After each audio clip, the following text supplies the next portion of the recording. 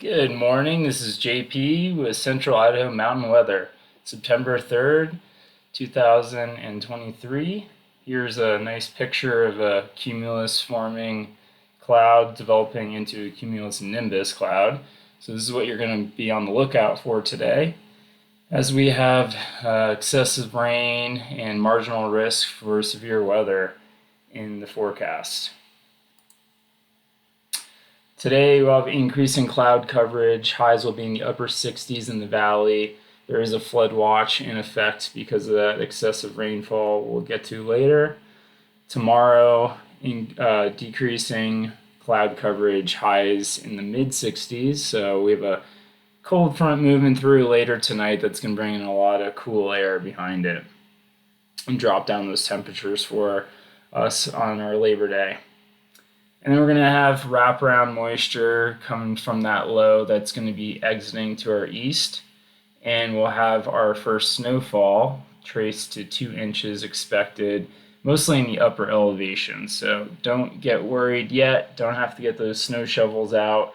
But if you're out in the mountains playing, especially if you're out hunting season's now in effect, look out for that snowfall, and mostly happening in 10 to above 10,500 feet. So that's going to be the upper elevation, like the highest peaks in the boulders and mostly the Smokies and some of the peaks in the Pioneers. And looking ahead, this system is going to clear out for Tuesday, just in time to be back at work.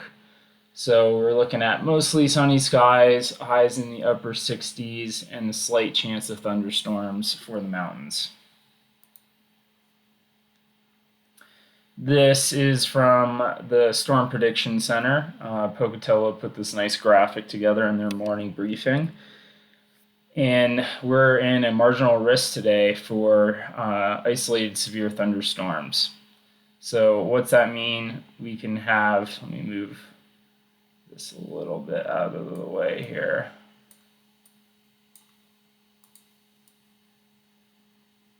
Stand by.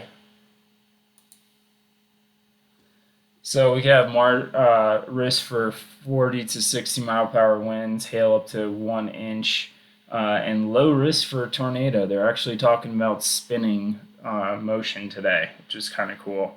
That typically happens more in southeast Idaho, but we have had funnel clouds forming in the Wood River Valley. Funnel clouds is basically, it's starting to come from the cloud base and connect to the ground, but it hasn't yet. So pretty exciting day. We also have excessive rainfall in the forecast. So we're at slight risk, at least 15% chance. So that's going to lead to more localized flooding, especially in urban areas and areas of low-lying land that are more prone to flooding, and especially burn areas like the Ross Fork fire scar. Okay, let me try and move this back. It's going to bother me.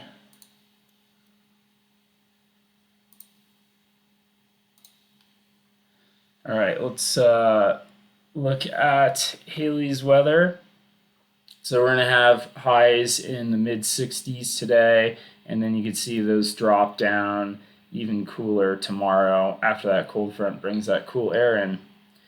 And then the rest of the week is looking like it's going to warm back up into the mid 70s and be generally pretty, I wouldn't say clear of weather, but no major precipitation in the area. So again, the bulk of it is going to fall today, or later today, into tomorrow. And we're even seeing less rain in the forecast than they were previously expecting. Yesterday we were at 3/4 of an inch for the storm total, and now we're almost down to 3/10 of an inch. So it's all going to be dependent upon where those cells are moving through today, and we'll take a look at that in a second here. Look at the area weather stations, see what we picked up last night. We just got 1/100th of an inch at China Gardens, and you can see not too much other rain. More so came through the Sawtooth. Looks like they got about 3/10 of an inch over at Stanley Ranger Station this morning. So waking up to some storms there. Let's actually take a look at the radar. So you see, we still have this stationary front that's in place here and just kind of holding off that low that's over Northern California still today, but that cold front and other systems going to help push that to the east later today. And it's going to fuel a bunch of thunderstorm activity.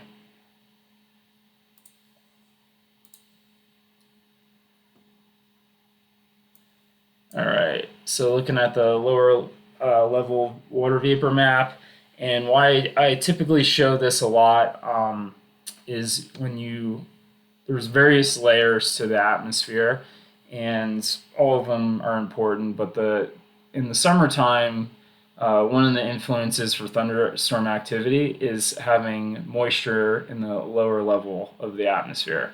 So when you have moisture down there, which we do today, that helps be a catalyst for thunderstorm activity. So you see, this is all based on color or temperature. So the colder things are, the more temperature pops up, or the more color pops up here in these darker blues. And that means high cloud tops, which also mean rain or thunderstorms.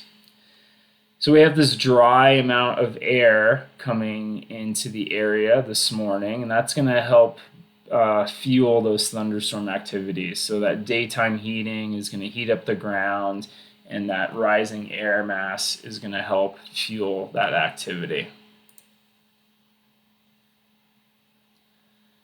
All right, looking at synoptic winds for today. So this is for at 18,000 feet, 500 millibars. You can see a circle over here. That's that upper level low pressure. These kind of work like topo maps, where these are all these lines kind of meet matching pressure gradients. So this big section here, that's kind of to the southeast of the low, and that's going to be kind of flowing in moisture today. You can see it's kind of shifting to the east more, and that's like lining us up, kind of like a fire hose of winds, directing that moisture up right into our area. And with that dry air to the east and moisture flowing in from the southwest, that's going to really help spark thunder showers today. We'll look at the HRRR forecast now as this loads. There we go. All right, so you can see here kind of having storms move through the Sawtooth first thing this morning right now.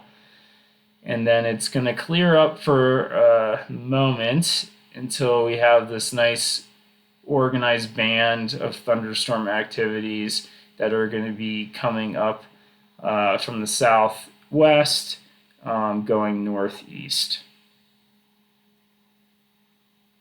So a lot of that band is kind of staying from Blaine County and north. I do think on these days it's kind of hard to really manipulate exactly where these bands are going to be, because there's so many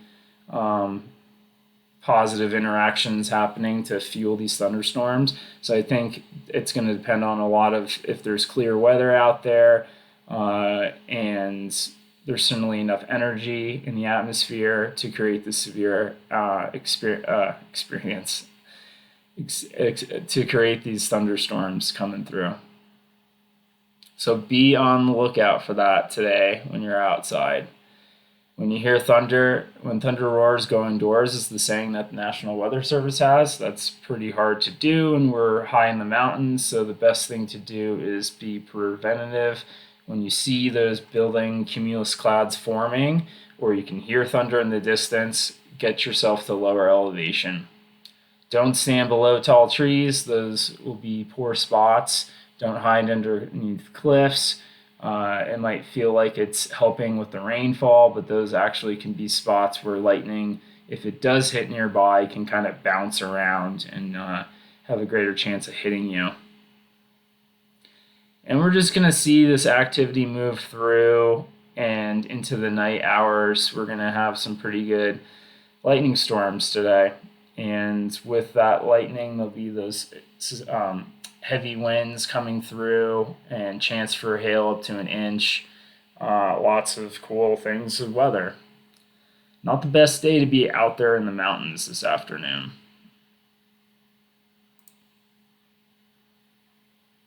Oh yeah, kind of skipped over Labor Day.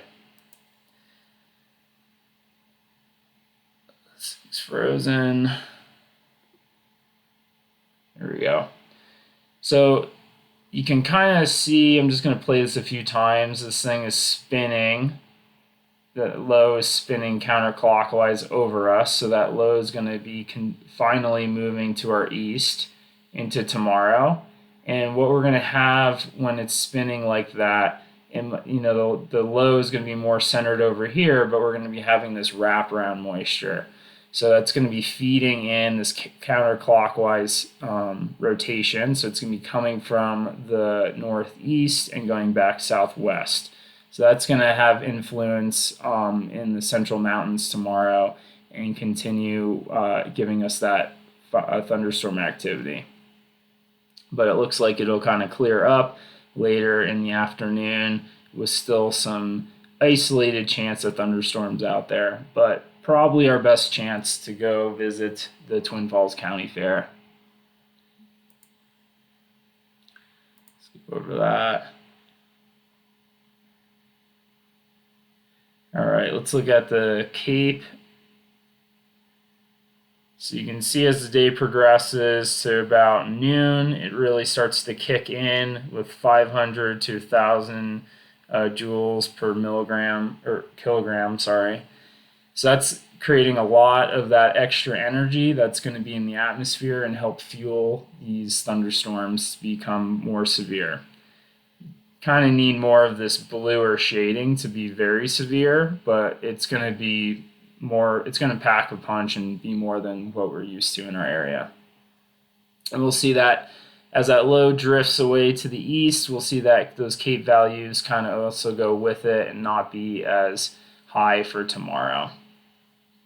So less chance of thunderstorms. All right, let's look at storm totals. So I'll just kind of play this through. You can see the sawtooths are kind of getting the most of it over here. And then as our day progresses, so we're at midday, and this is when our activity really fires in here, is the afternoon. And by 7 p.m., we're going to be looking at 3/4 of an inch. This is kind of in the Pioneer Trail Creek area here. So it's going to be a little hot spot where we're going to have lots of this rainfall coming through. And then also over towards Stanley and the Sawtooth, we're looking at similar amounts. And that continues through the night until tomorrow when we'll have an impressive amount of storm totals here. You can see lots of red. So yeah, almost 2 inches in areas, with the valleys being able to have maybe close to an inch, it looks like. So significant rainfall coming through, all dependent on where those thunderstorms really build up and hit you. And I'll leave this to the last part of the forecast today. We are looking to see our first snowfall Monday night into Tuesday. This is going to happen in the upper elevations. So we're looking at, the Pioneer Mountains, we're at Hyman Peak where it's over 12,000 feet tall, and then the Lost Rivers, and then kind of like north of and the White Cloud mountain range over this is probably Kent and Ryan and the Boulder Mountains. So anywhere where we have our tallest peaks in Idaho, we're looking at our first snowfall. That looks like it could be maybe up to 3 inches in spots, probably more on Bora and the Lost River Range. So that's all I got for you. Hope you stay dry and safe today. Look out for those building cumulus clouds and head away from the thunderstorms when you hear it booming.